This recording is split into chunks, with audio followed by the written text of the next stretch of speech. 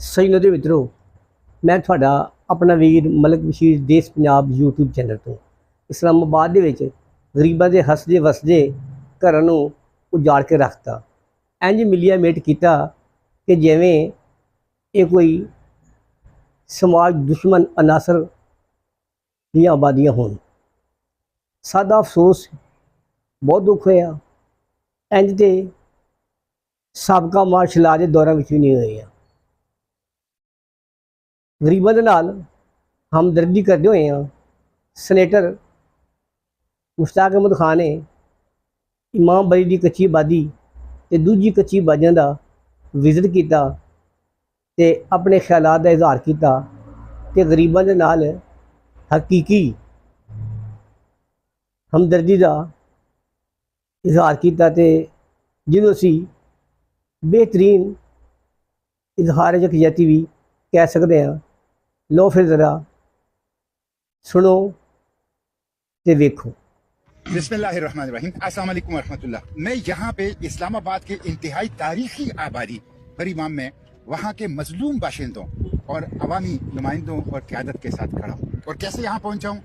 बरी इमाम की अभी भी नाकाबंदी है, सारे रास्ते बंद हैं, सड़कों के ऊपर बड़े बड़े आहनी गेट लगा दिए गए हैं, उनमें जंजीरें डालकर ताले लगा दिए गए। तो बड़ी मुश्किल से मैं यहाँ पहुंचा हूँ। क्यों पहुंचा हूँ? यहाँ के लोगों ने दावत दी थी कि उनकी मजलूमियत को देखूं, उनके साथ होने वाले जुल्म को देखूं।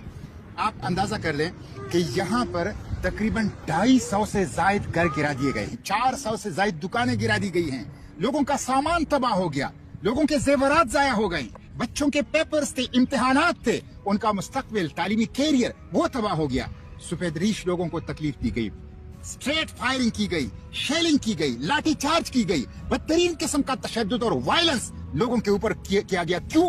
इसलिए कि उन्होंने 50, 60 और 70 साल की मेहनत से, खून पसीने की कमाई से अपने जो घर बनाए थे उन घरों को ये मिसमार कर रहे थे। ये कैसी हुकूमत है? रियासत और हुकूमत की ये बुनियादी जिम्मेदारी है कि वो रोटी, कपड़ा, मकान, छत, तालीम, अमन और अमान, इंसाफ देगा। ये कैसी हुकूमत है जो लोगों से छत छीन रही है, लोगों के घर छीन रही है?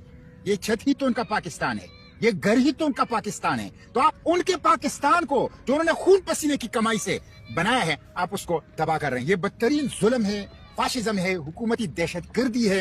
इसकी हम मजम्मत करते हैं और मैं खराज तहसीन पेश करता हूँ।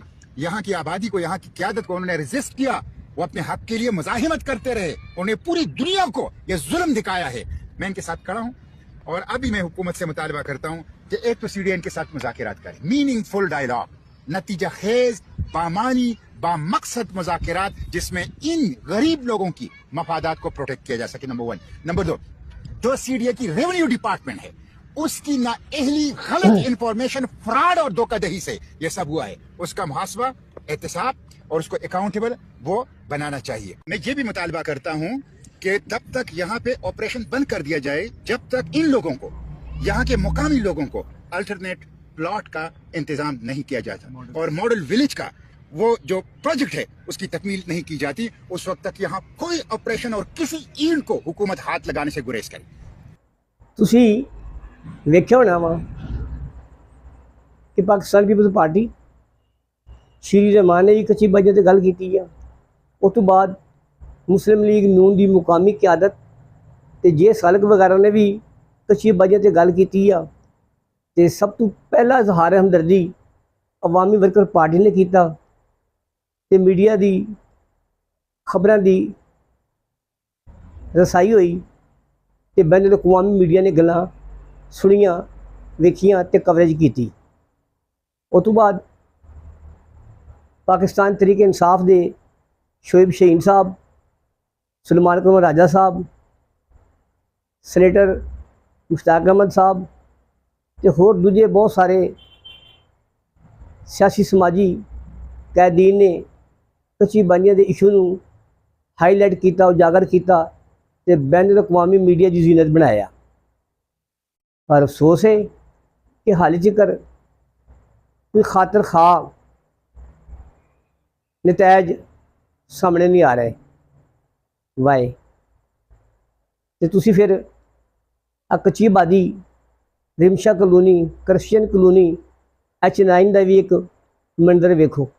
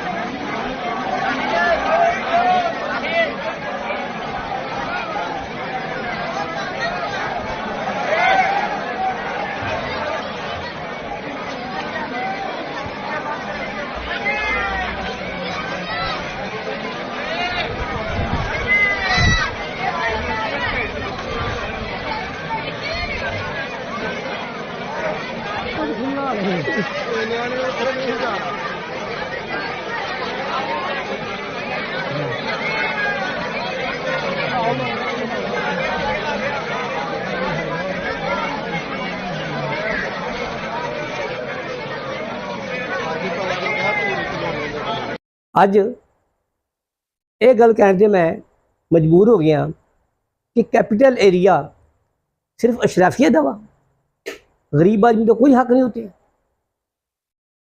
कच्ची आबादियों के मुतसरीन के बच्चों के स्कूल छुट गए, लोगों के रोजगार जाते रहे, लोग भुख तू मर रहे हैं। अज बेजारों मददगार खुले समान तले मौसमी असरात बर्दाश्त कर रहे हैं तो हुकूमत के खरे अकल च गल नहीं आ रही। अज आखा वारिस शाह नूं किथे कबरां विचों बोल। सजनों ते मित्रों, कदों तिकर असीं गरीब लोग इस जुल्म बर्दाश्त करते रहांगे? कदों तिकर असीं इन्हां दे गुलाम बन के जींदे रहांगे? नहीं, एक दफ़ा फिर हल्ला मारो तो गिरदी हुई दीवार नूं सुटना पवेगा, खौफ के बुत तोड़ने पैणगे। Awami worker party, Pakistan peoples party, Shri Rehman, Muslim league Noon की मुकामी क्यादत, जे सालक वगैरह, पाकिस्तान तहरीक इंसाफ, शोएब शहीन, सुलमान राजा, सनेटर मुश्ताक अहमद खान ते दूजी बहुत सारी सियासी पार्टियां ने वावेला किया, हुकूमत के इस इक़्तिदाम की मजम्मत की, शदीद मजम्मत की ते आखिया है कि मुतसरीन ने कच्ची बादी नूं मुतबादल अल्टरनेट प्लाट दिते जान ते नाल मुआवजा भी दिता जाए ताकि ये लोग अपने आप नूं सैटल कर सकन। पर दूजे पासे हुकूमत, CDA ते नकवी साहब इंज लगता है कि जिवें बहुत मजबूत ने ते बहुत पक्के ने।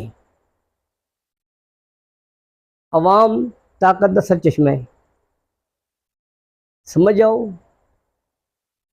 तो चंगे रहोगे, नहीं तो फिर तंग आमद बजंग आमद हालात की जिम्मेदारी CDA चेयरमैन नकवी साहब ते अशराफिया उत्ते होएगी। क्यों? जो तुसी किसी बंदे का घर नूं उजाड़ दोगे, मिलिया मेट कर दोगे तो उहदे लई ते समझो कि उहदा पाकिस्तान तबाह हो गया, उहदा घर तबाह हो गया, उहदा घर ही उहदा पाकिस्तान सी। जिंदे बसदे रहो, खुश रहो, सोचो समझो, इंसान ते इंसानियत नाल प्यार करो। जीवे जीवे पाकिस्तान, जीवे सोना देश पंजाब।